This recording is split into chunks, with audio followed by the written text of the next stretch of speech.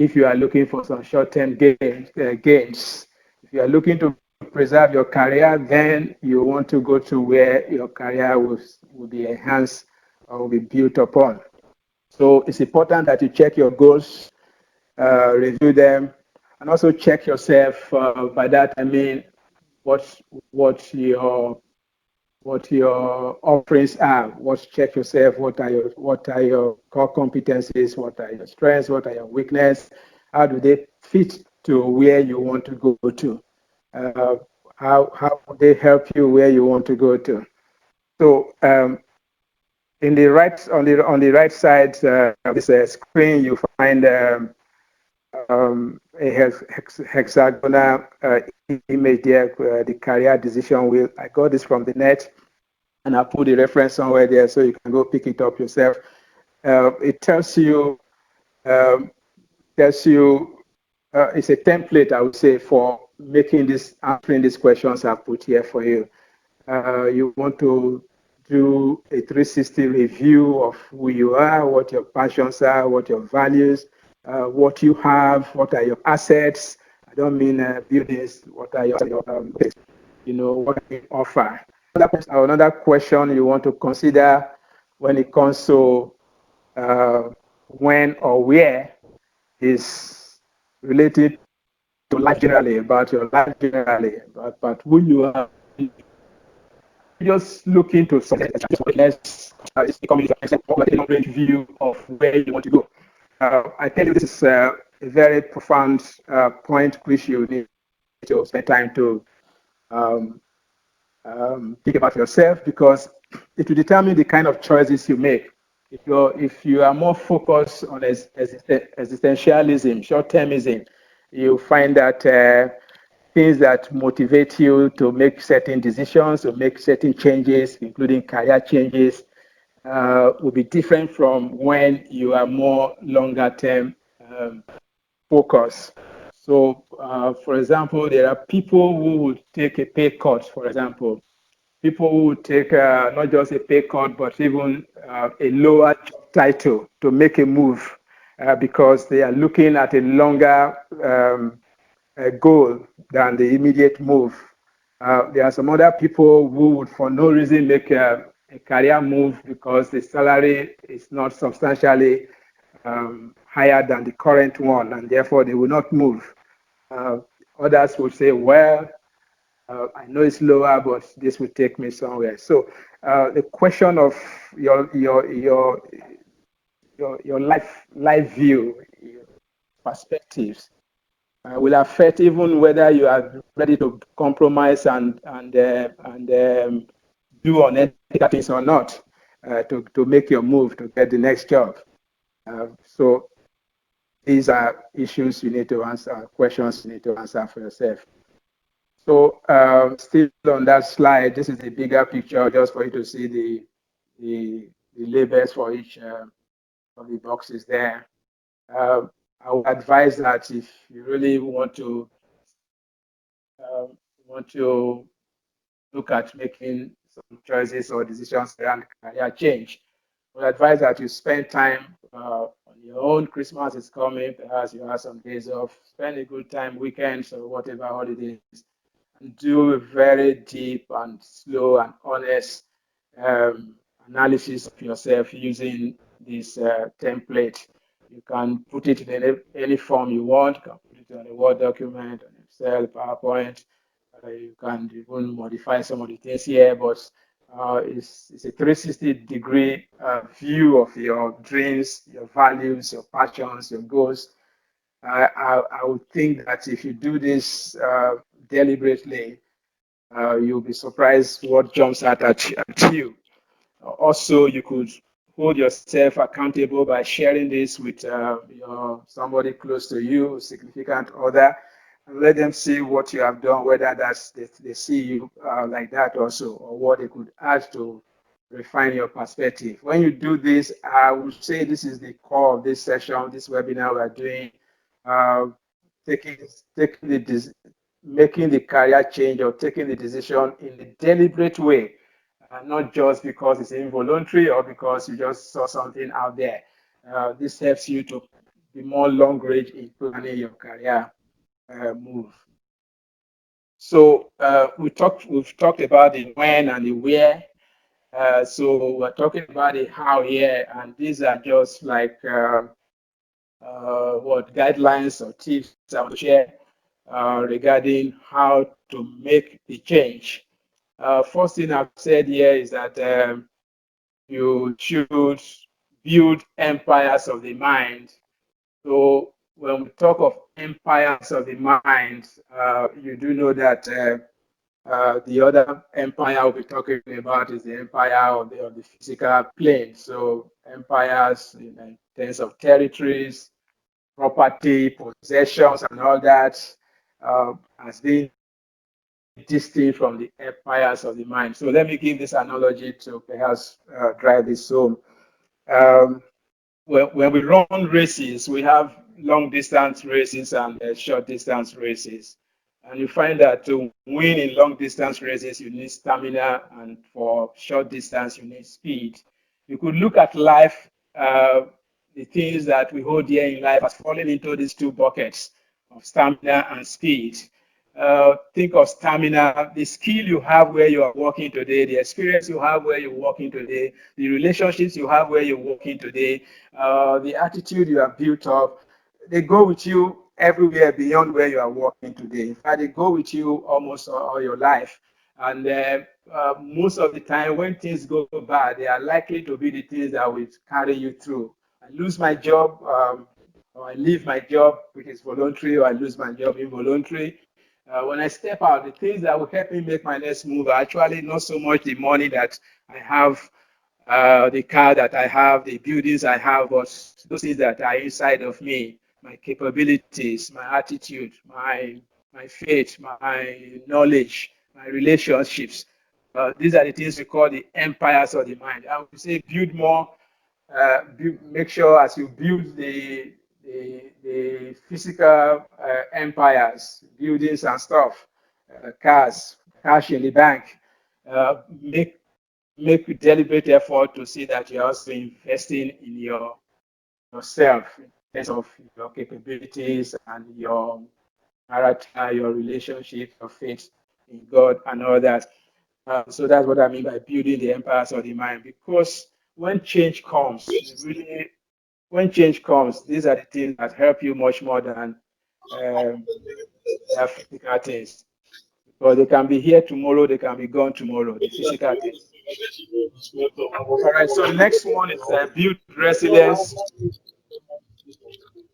Next one is build resilience. Resilience is, can you add it to mute?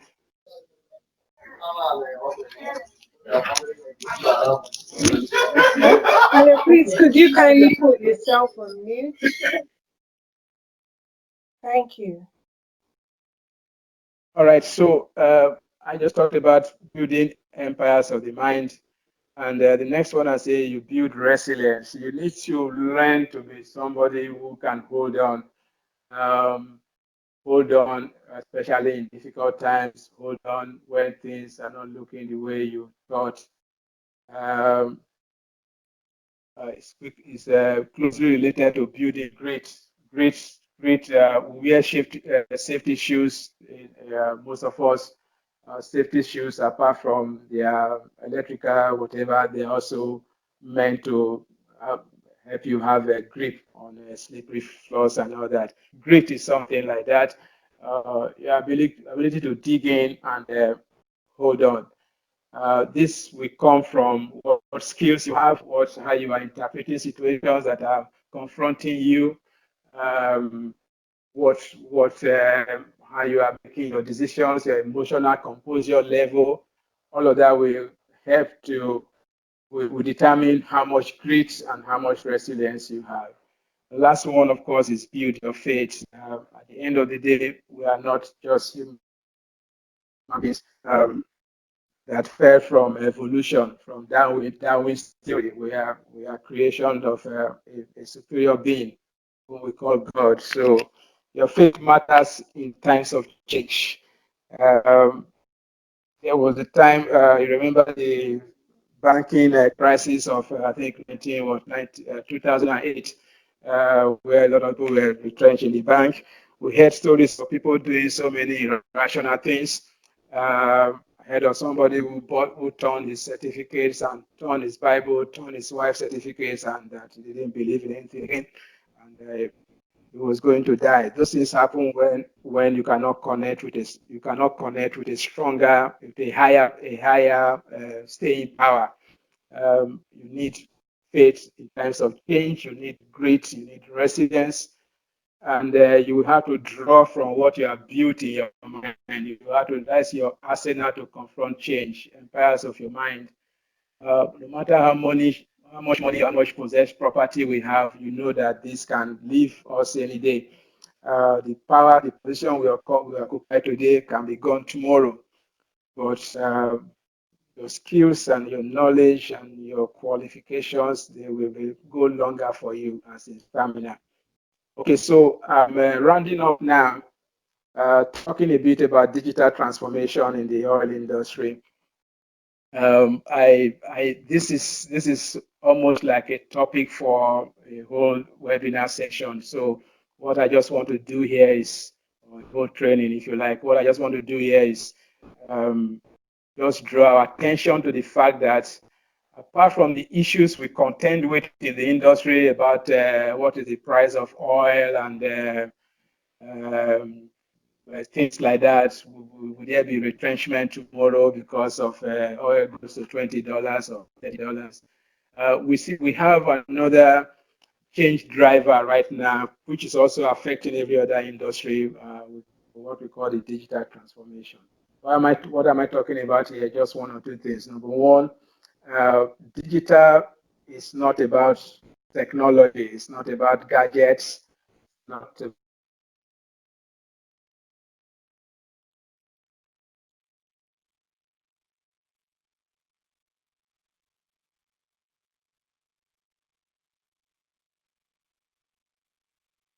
about hardware and software. Digital is hardware, software,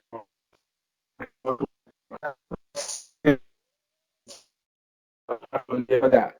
So we uh, processes will be searches will be disrupted. These days, the data from the well bore they are now being automatically transmitted more than before. But beyond automatic transmissions is the insight that is coming from them because of the power of computing in data analytics. Um, so all of this can mean so many things to different companies that can actually shape whether we are at work or we still retain our job or not, much more than even oil price going forward. Um, so we talked about sensing earlier on. Part of sensing will require that you put an eye to how digital is transforming your industry, how digital is transforming your organization, so that again we talk about threat or opportunity. You can know how to leverage the opportunities or to minimize the threats. Um, we need to be aware of this. I just wanted to point this out for us. You can do your own homework on it. Find out. Uh, Go on Google and do a bit of reading on digital transformation in the oil industry, or digital transformation generally, and see what that will mean for you, mean for your organization, mean for your career. So finally, I use this picture a couple of times, this image of the fish jumping out of the glass bowl.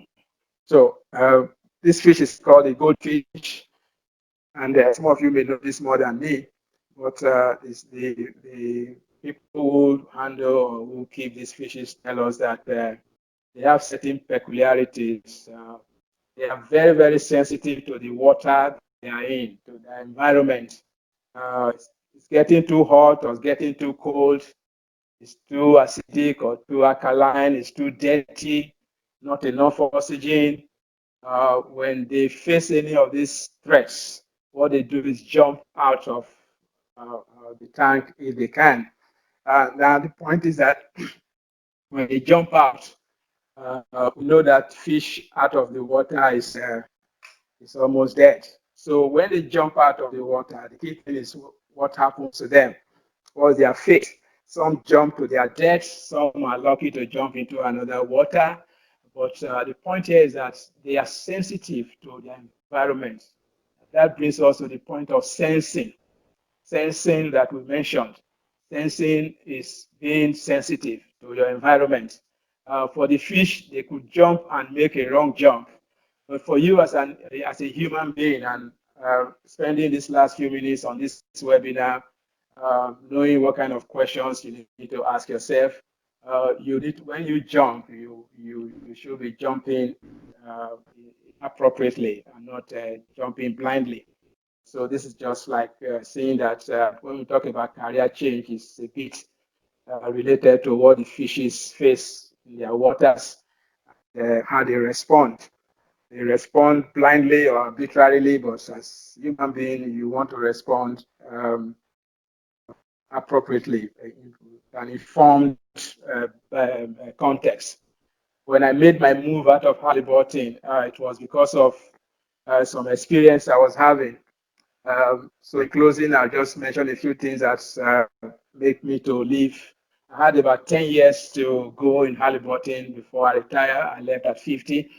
But within 6 months, the first 6 months of my joining Halliburton, I joined as a middle-aged man, as a middle-aged person. My first 6 months had been confirmed in that very week. This was a Tuesday. On a Friday, I was going to Houston for a program we call Creating the Future. I'm sure OG is hearing, he knows that. Creating the Future. I had my ticket in my hand. I had my money in my hand. That Tuesday, I was preparing to go to DRO for a presentation with a colleague. I got a call that I'd been fired. And I'm like, really, what happened? So this was about August, and Halliburton, I don't know if they're still doing this now. Usually, as the year is coming to an end and the numbers are not adding up for their shareholders, they begin to cut right and left. So I was fired in the morning. In the afternoon, the country boss gave me another role, and I was there. 5 years later, the same thing happened to me, similar thing. This time it was quite a bit remarkable for me because I was in the hospital, I was on admission. The Sunday I had to sign that I should be discharged, so I can go to Abuja to do my work. And while I was in Abuja doing this was a NAPE conference, when I was there, I think the same Tuesday or so again, I had a call that I'm fired. And again, this took about some weeks before I got another role back. But when I got that role back, I told myself there will not be a third time. And I gave myself 2 years that I wanted to leave. Where I was going to, I didn't know. Along the line, I was able to, my mind rested on going to do my own thing, which I'm doing now. And 1 year and 9 months, I put in my paper and said I was leaving. The picture I showed earlier on of our first training, I actually did that as a proof of what my thoughts were. When I came back from that leave, I just retired, just put in my letter I was retiring, and then I left. So what could make you to jump out of the tank would be different from mine, but the point is make sure you do it in a meaningful way. So on this note, I'll hand over for questions and hand over to Mr. Leche. Thank you. Wow. Thank you so much, sir, for such a wonderful presentation. In fact, for me, I think the highlights of this session, for me, I'm sure every other person have their own different highlights, would be the picture of the fish, the fish jumping from one tank to the other. We could jump into a bigger tank, or you could even jump into a dry land and know what would happen from there. And the second part for me is the brief summary of your career journey, and what that tells me is that some of these transitions are not even made by us. They could be made by others on our behalf. So we need to be prepared for such scenarios. So I will briefly just go through, just try to summarize what I think that you have told us today.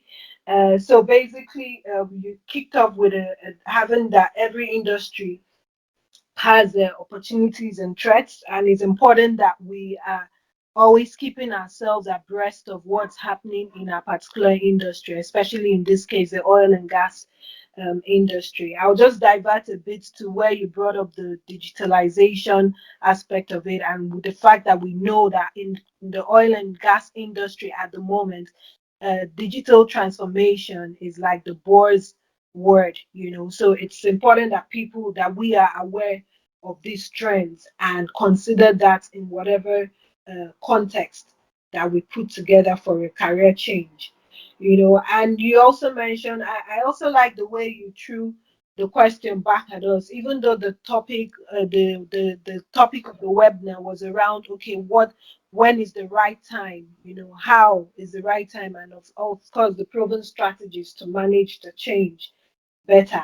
But what I've also seen from the talk you've given to us is that most of them are personal choices. So we have to be aware of, we have to be sure of what we're looking to achieve. You talked about tenure or experience, whichever it is, that will drive the choices that we make.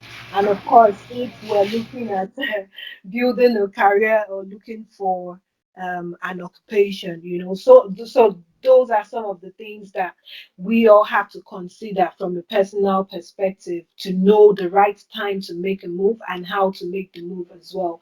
And then you also talked us through on the career planning wheel, which I'm hoping that we'll be able to share with the participants much later, on some of the things that we need to consider when planning our career. And then lastly is how to then manage that change, which it's strongly dependent on our mindsets, Yes, how yes. resilient we are, and the grit and faith that we have, so it's really more around the emotional, softer side of things in being able to manage that change better.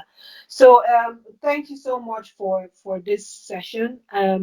I will then go through the chat room. Like I mentioned earlier in the beginning of the presentation, um, if we do have any questions, please do post them in the chat room and I will read them out for the speaker to respond to. So I've already seen a few questions coming in.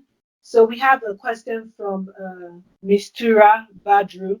So she says, I want a career change, but I have a bond binding me where I currently work. What advice can you give to make this change happen?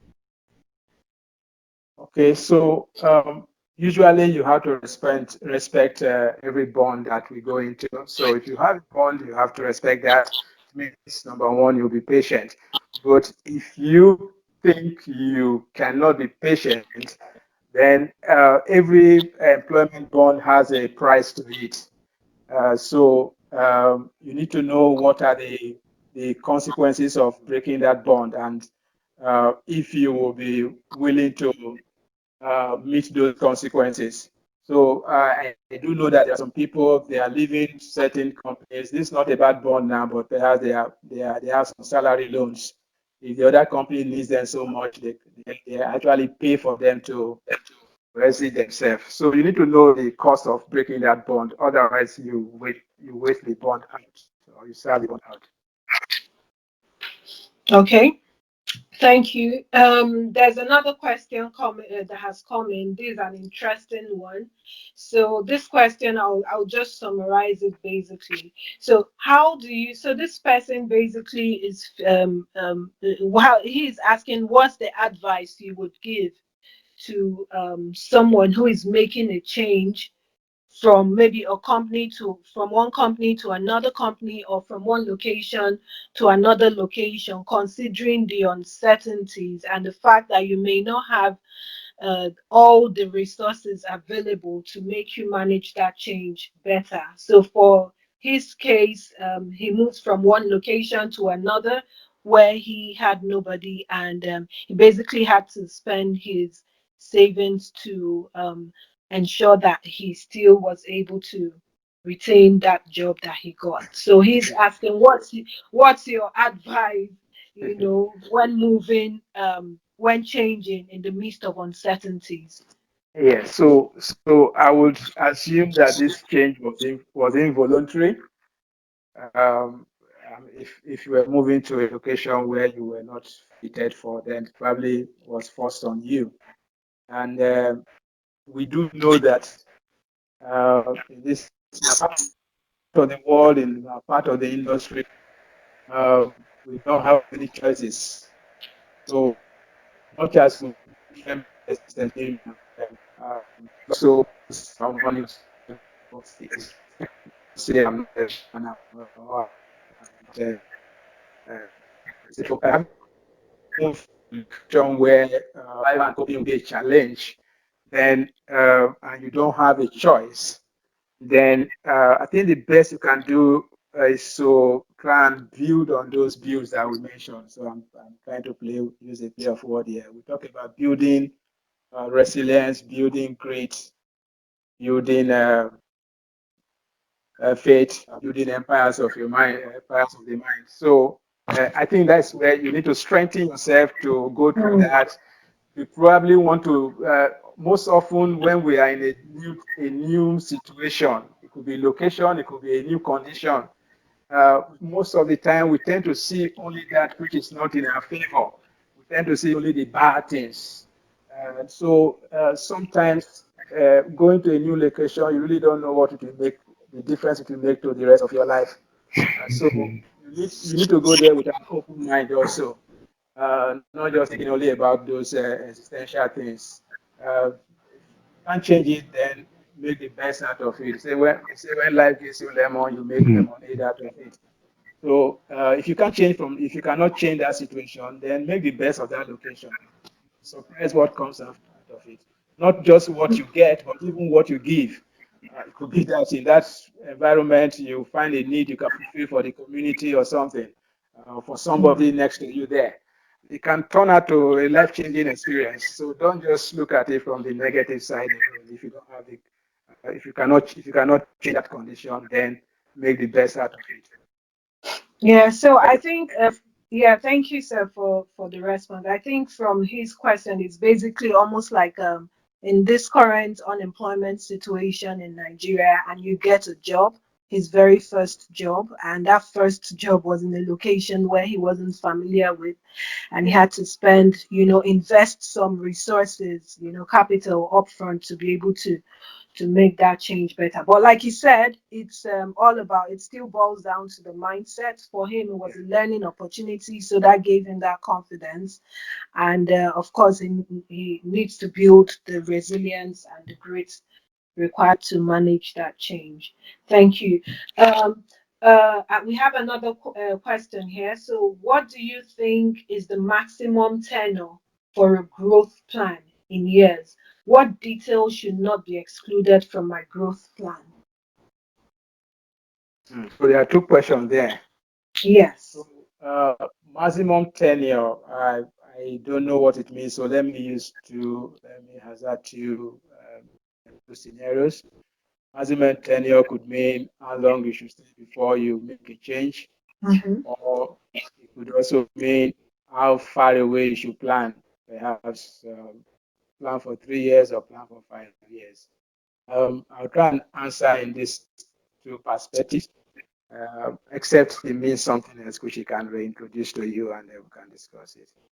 So, in terms of growth plan in your present company, how long you need to stay, we said that earlier on that it will depend. Some people get to some companies and within 3 months they have left voluntarily. They're just like, I don't think I see a future here. I don't think this serves my long-term plan or something. And they've gone on to something else. I've seen things like that. In fact, there's one I'm currently aware of. So how long you stay will depend on the experience you are getting there, the expectations you are creating there, the objectives or goals you want to meet there. Um, don't know. It could be 5 years, it could be 10 years. I told you my story. If not what I was saying, I probably would have waited or stayed longer until I retire. if another retrenchment didn't come. But after two sudden shocks, I told myself I was not going to wait for a third one. So at that point, I actually just did 7 years in Hollywood, in 7 years plus. And somewhere along the line, I tell myself, could I have waited till 10 years so that when you say I worked 10 years on something like that in the company, it would sound better. But I don't think I would have, because you don't want to work with that shadow overhanging you that you could just be destabilized anytime. So I more like took control back into my hand. I didn't want anybody to keep determining what happens to me. I took control back into my hand, went into the unknown, and to the glory of God, I survived it. Let me say so. Now, so that's to how long you can stay. For how long you can plan. There's something we use in planning that is like that side mirror of our cars. When you are driving in your car, on the driver's seat or driving seat, you are looking forward through your windscreen, but you are looking backward through the side mirror and also through the inner mirror. So what takes us from point A to B when we drive is looking forward constantly and also looking backwards constantly. So when you, in terms of forward planning, it's an analogy that we can perhaps adapt in the sense that you can't plan 5 years from now. Nobody really knows what happens in 5 years. Even companies are careful when they want to do 5-year planning. That's where we talk about scenario planning. You can Google that. There's something we call scenario planning in strategic management. When the future is too distant for you to make clear meanings, you can only create scenarios. If this happens, this will be the implication, and this is how we respond. If that happens, this will be the implication, and this is how we respond. So, can you go as far as 5 years? I don't know. But for career planning, perhaps you have the long plan. I will do 10 years here, I'll do 5 years here, but also you have a short plan based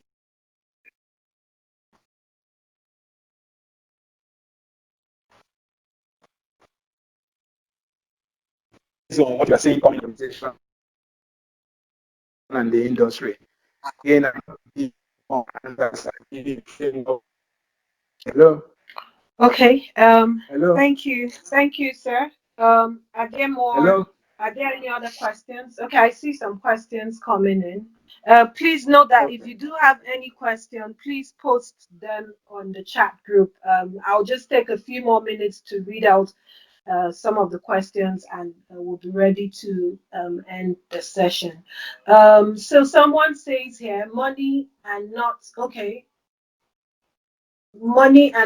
necessarily capacity development is seen to some as a motivation to career change. And I see nothing wrong in this because eventually we aspire to get the inflows anyways. What is your stance on this? Well, so first of all, let me make a clarification. I'm not sure I said anywhere that money as a motivation is a sin. Actually, I said that uh, I talked about occupation and career. I talked about existentialism and eternity. And by that, I was saying that if you are more short-term motivated, it's likely that money will be what will be driving you. Most of us are working in places where we feel that we're not being adequately compensated. So that will be a motivation for seeking the next job. You can seek the next job and go to the next place and get a high pay, but in 6 months you are fired. Or you are not fired, but somehow you just not enjoy the job. If you have read about Maslow's hierarchy, by the time you satisfy your basic needs, you find that other needs begin to manifest. So money is good. I didn't say you should not do that. I'm saying know what is motivating your career change. If it is money, then it will determine why you want to change. But what if you want to go to another road that perhaps you find that you want to build your skills or career experience? You know why I'm doing this? Because I want to learn this so that I want to become so and so when I leave work. So I'm saying you should be aware of your motivation. I'm not saying that any Mhm. motivation is wrong. Definitely not. Yeah. Yeah. Yeah, thank you, sir. I mean, it goes back to some of the questions you've asked us to ask ourselves, and those Yes. will guide the choices that we make. And then one last question here. Okay. So looking forward to many interesting topics. So today's market is more uncertain than the yesterday our fathers experienced. More so, on a general note, people are advised to work as though you would be fired tomorrow and to plan Okay. as though you will work there forever. How do you deal with such trade-off in interest? Okay, that's a very good one. Thank you. That's a very good one. Yeah, very good one. So I think that that is the message for everyone today. Mhm. Work as if you'll be fired tomorrow, or as if you work there forever. But then, two things I want to say. Number one, that takes control out of your hands. It means somehow you have decided to stay there, but you are also saying, well, maybe they will not allow me to stay as long. So let me prepare my mind. If you do that, you may not be making any effort to change your future yourself. I think life is always about taking control into your hands. When you have control, not many things can shock you.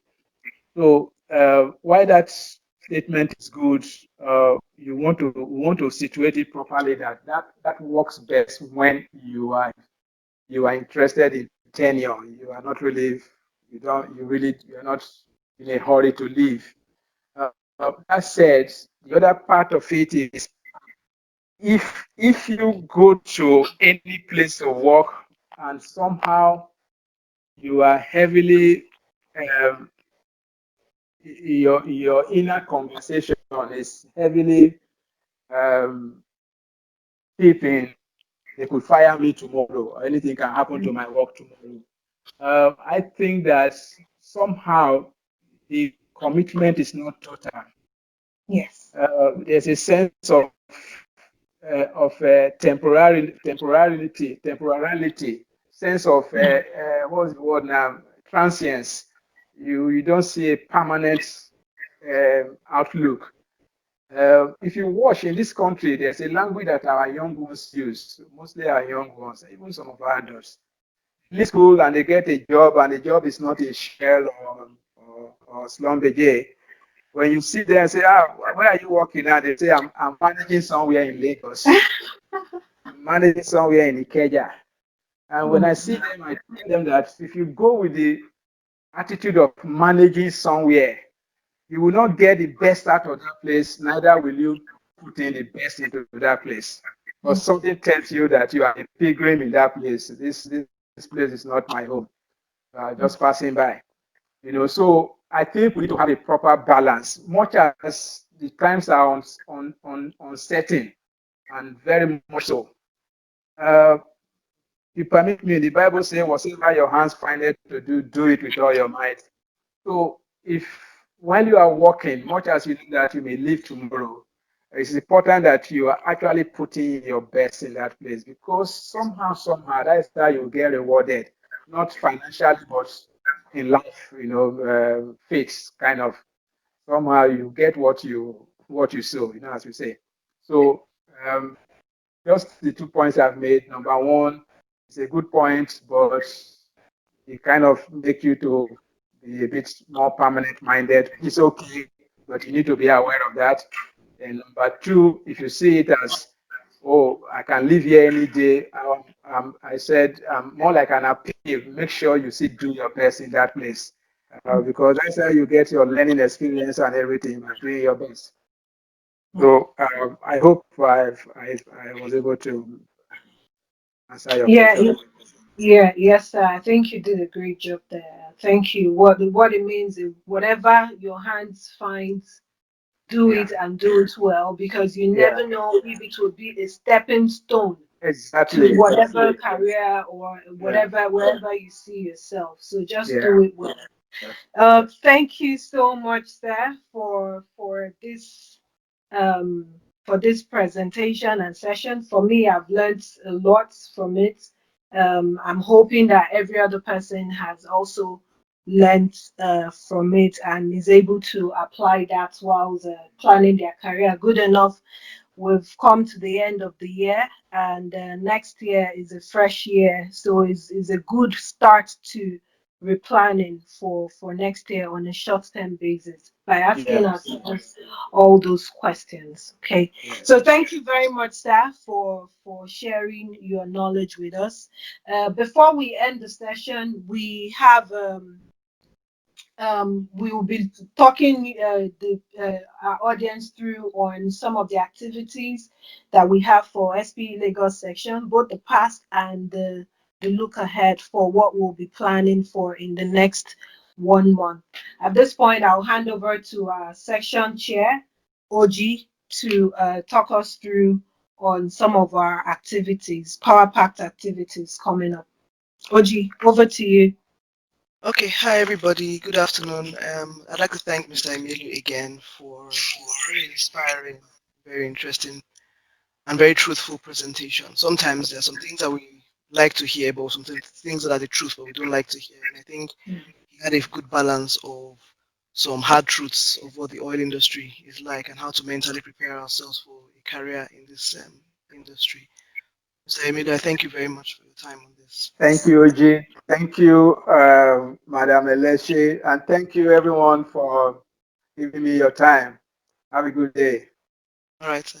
So just for the rest of us before we go, Thank you. Ellis, if you go to the next slide, please. I just want to share with us some things that we had, activities that we had gone through and look ahead. So October and November was actually very packed for us as well. We had board meetings, we've had webinars. I had a tech-enabled career webinar just before now. That was in October. And this is the second one. We have one more that we're planning for December as well. So watch out for that. We had a YP training, and we also had many activities in OAU, Unilag, University of Ibadan, and Covenant. In December, please look out for the distinguished lecturer, Khalid Arori. He's coming all the way from Saudi Aramco. He's an advanced research from the Advanced Research Center. The topic of his talk is going to be understanding geochemical controls, a key to enhanced reservoir characterization and management. So he's coming all the way from a far distance from Saudi to Lagos, Nigeria, to come talk to Lagos section on this topic. So please watch out for that. In fact, that date is December 11th. Mark your calendars. We have a very packed schedule that day, a bumper schedule for our members. Apart from the distinguished lecturer, we have the United Nations. They're going to be joining us for a talk on sustainable development. And we also have a small panel session that we'll be hosting for that as well. So watch out for that. There will be further communication in the next coming week because December 11th is not so far off. We also have the newsletter for the SB Lagos section newsletter, which will also be coming to you by email. If you have not received it before, or if you want to be part of these exciting activities going forward, please drop your email address in the chat box. The admin will pick them up and we can then communicate to you directly once we have all these exciting events coming up. Once again, thank you very much and have a good rest of the day. Okay. Also, before we leave, I would just like to also say part of the questions that we got today would also mention something about also other interesting topics. So, would like to indulge you to do send us any topics that you feel that you'll be most interested in, and we can see how much we can fit that into our schedule for webinars for next year. Thank you very much, everyone, and have a fantastic rest of the day.